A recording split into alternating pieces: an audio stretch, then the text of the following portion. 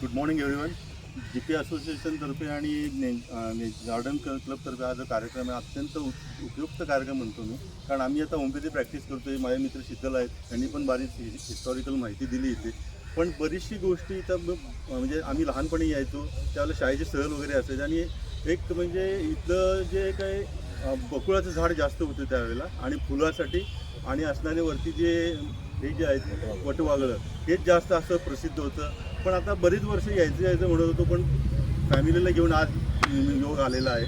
पण एक गोष्ट येते की शास्त्रीय माहिती जी त्यांनी दिली त्यामुळे बरेचसे गैरसमज दूर व्हायला सरांच्यामुळे फार मदत झाली. आणि आम्ही होमिओपॅथीमध्ये जी काही औषधं वापरतो ती ॲक्च्युली बघायला कधी मिळत नव्हती. उदाहरणार्थ चेस्टनट बर्ड किंवा सायप्रस किंवा कॉलोफायलम वगैरे जांबोलिकम तर आपण बघतोय, पण कॉलोफायलम ही जी औषधी वृक्ष आहे ती बघायला मिळाली नव्हती. ती ॲक्च्युली ह्यांच्यामुळे बघायला मिळाली आणि बराचसा सायंटिफिक दृष्टिकोन यांनी दाखवून दिला.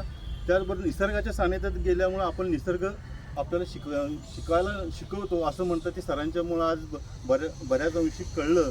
आणि यांनी जी माहिती बॉटॅनिकल माहिती दिली ती माहिती इतकी सोपी आणि हे की पूर्वी अभ्यास करताना लक्षात की आम्ही पाठांतर करायचो, पण सरांच्यामुळं असं लक्षात किती सोपी आणि ओघवत्या भाषेत सांगितल्यामुळं लक्षात राहायला सोपं झालं. तर मी सरांचं खूप कौतुक करतो. आणि बाचुळकर सरांप्रमाणे सरांनी बरीच माहिती दिली, पण सरांशी बोलण्याचा एकदा योग आला तर त्यांनी आम्हाला सांगितलं होतं ग्रुपला की तुम्ही तुमच्या पेशंटला जर काय सांगणार असाल तर एक झाड लावा, निसर्गाचं संवर्धन करा.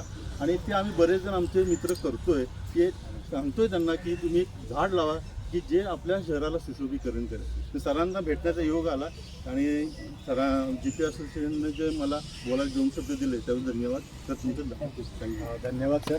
त्यानंतर मला 1-2 शब्द सांगायचे आहेत. मी इथं